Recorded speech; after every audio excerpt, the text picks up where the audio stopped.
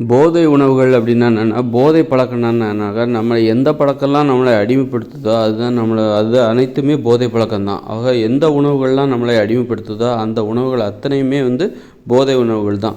இட்லி, பூரி, பொங்கல், தோசை, பிரியாணி இதுக்கெல்லாம் நம்ம இதை நம்மளால் விட்டு வர முடியல. இதெல்லாம் அடிமை உணவுகள், நம்மளை அடிமைப்படுத்துகிற உணவுகள். அதனால தான் இதை நான் போதை உணவுகள்னு நான் சொல்கிறேன். அப்போ இந்த உணவுகள்லேருந்து விடுபட்டால் தான் பெண்களும் விடுதலை அடைய முடியும். ஏன்னா இந்த போதை உணவுகளை சமைக்கிறதுக்காக தான் பெண்கள் சமைக்கிறதே வேலையாக முழு நிறைய வேலையாக வச்சுக்கிட்டு வீட்டில் அடிமையாக இருக்கிறதுக்கு காரணமே என்னென்னாக்கா, இந்த மாதிரியான போதை உணவுகளை சமைக்கிறதுக்காக தான் பெண்கள் வீட்டில் அடிமைப்படுத்தப்பட்டாங்க. நீங்கள் இந்த உணவுகளை தவிர்த்துட்டு, அதாவது சோறு சாப்பிடக்கூடாது, பிரியாணி சாப்பிடக்கூடாது, இட்லி சாப்பிடக்கூடாது, தோசை சாப்பிடக்கூடாது, இந்த மாதிரியான உணவுகளெல்லாம் சாப்பிடக்கூடாது அப்படின்னு நினச்சிட்டு நீங்கள் இதற்கு மாற்றாக இன்னொரு உணவு முறையை தேடுறீங்கன்னு வச்சுக்கோங்களேன். அப்போ நீங்கள் வீட்டில் பெண்கள் முழு நேரமும் சமைக்கிற வேலையை செய்யணுங்கிற அவசியமே இல்லாமல் போயிடும். அது என்னென்னா, பச்சை காய்கறிகள், பழங்கள், கீரைகள், அப்புறம் வேர்க்கடலை, சுண்டல், தேங்காய், இன்னும் காய்கறிகள், கேரட்டு, இந்த மாதிரியான உணவுகளில் நம்ம போகிறோன்னு வச்சுக்கோங்க. முளை கட்டிய தானியங்கள் இதை சாப்பிடணும் அப்படின்னா இதை சமைச்சு கொடுக்குறதுக்கு நம்ம பெண்களை அடிமைப்படுத்த வேண்டிய அவசியமே இல்லை. ஆக பெண் விடுதலைங்கிறது எதை அடிப்படையாக வைத்திருக்குன்னா, அந்த போதை உணவுகள் இருக்குல்ல, அதுலேருந்து நம்ம முற்றிலும் விடுபடும்போது பெண்களும் விடுதலை அடைஞ்சிருவாங்க. ஆக போதை உணவுகளை நம்ம சமைச்சு கொடுக்கணும், அந்த மாதிரியான உணவுகளை நமக்கு சமைச்சு தரணும் அப்படிங்கிறதுக்காக தான் பெண்களை ஆண்களை அடிமைப்படுத்தினாங்க.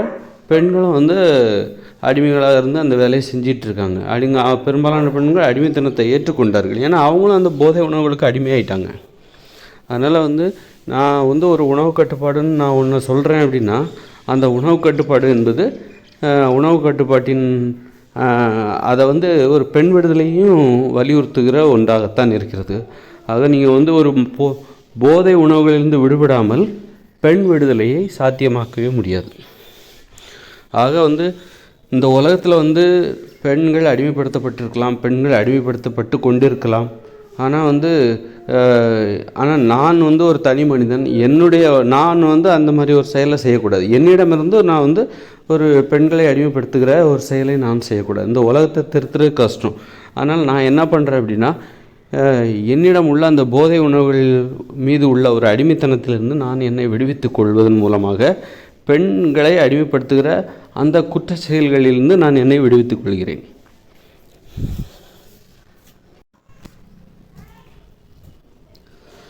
அதாவது இந்த சோறு, பூரி, பொங்கல், பிரியாணி, அப்புறம் தோசை, இட்லி, இந்த மாதிரியான ஆப்பம், இந்த மாதிரியான உணவுகள் எப்படிப்பட்டதுன்னா உடல் உழைக்கவே விடாது. நம்மளை சோம்பேறி ஆக்கிடும் உடல் உழைப்பின் மீது. அதனால தான் ஆண்கள் வீட்டில் பெரும்பாலும் சோம்பேறியாக இருக்காங்க அப்படின்னா, வீட்டுக்கு அவங்களால அந்த வீட்டில் இதெல்லாம் உடல் உழைப்பு சார்ந்த மென்மையான உடல் உழைப்பு தான். ஆனால் அதை கூட செய்ய முடியல ஆண்களால். பெண்கள் மட்டும் எப்படி செய்கிறாங்க அப்படின்னு நீங்கள் கேட்கலாம். ஏன்னா பெண்கள் அதை முழு நேர வேலையாக வச்சுருக்காங்க. ஆண்கள் எப்படி வெளியில் போய் வேலை பார்க்குறாங்களோ அதை பெண்கள் முழு நேர வேலையாக வச்சுருக்காங்க. வெளியில் போகிற பெண்களும் வெளியிலையும் போயிட்டு வேலை செய்கிறாங்க, வீட்லேயும் வேலை செய்கிறாங்க. இது நடக்குது. அதே நேரத்தில் வெளியில் போயிட்டு வேலை செய்கிற பெண்கள் வீட்டில் அந்த வேலையை செய்ய முடியாதனால அவங்க வேலைக்கு ஆளை வச்சுக்கிறாங்க. அப்போ இது ஆண்களோட நிலைப்பாடு தான். ஆண்கள் வெளியில் போனால் அவங்களால வீட்டில் வேலை செய்ய முடியாது. அதுமாதிரி பெண்களும் வெளியில் வேலை செய்ய போயிட்டாங்கனாக்கா வீட்டுக்கு அவங்களாலையும் இந்த வேலை செய்ய முடியாது.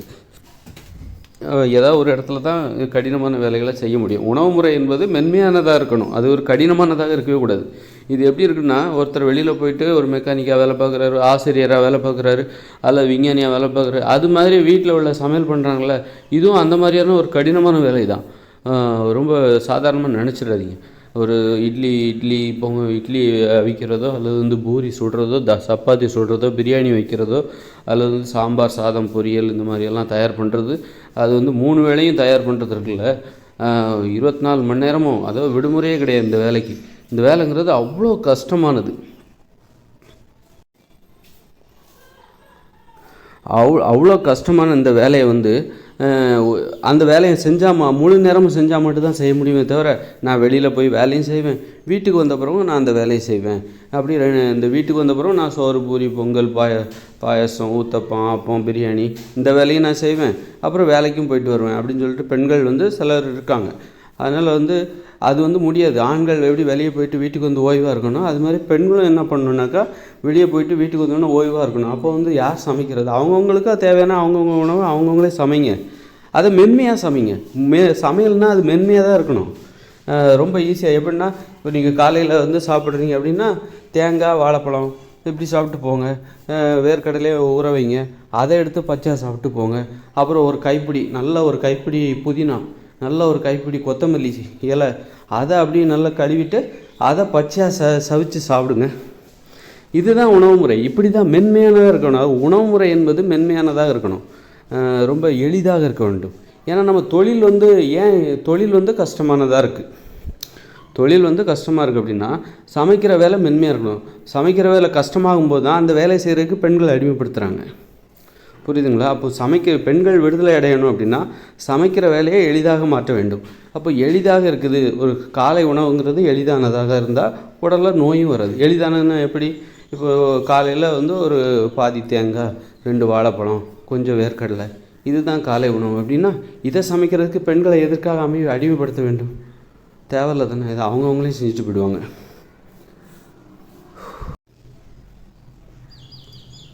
ஆக உணவுகள் எளிமையாகும்போது தான் என்ன ஆகும் அப்படின்னா நோய்களும் உடம்புல வராது. கஷ்டப்பட்டு சமைச்சு ஒரு பெண்களை அதுவே வேலையாக வச்சு நீ வந்து வேலைக்கு போக தேவையில்லை, வீட்டில் உள்ள சமைக்கிற வேலையை நீங்கள் அதுதான் செய்யணும், உன்னுடைய முழு நேர வேலையை அதுதான் அப்படின்னு பெண்கள்கிட்ட சொல்லி அந்த வேலையை செய்ய வச்சு அதை சாப்பிட்டு அது சுவையாக இருக்குதே தவிர அதனால் நோய்கள் தான் அதிகமாக வருது.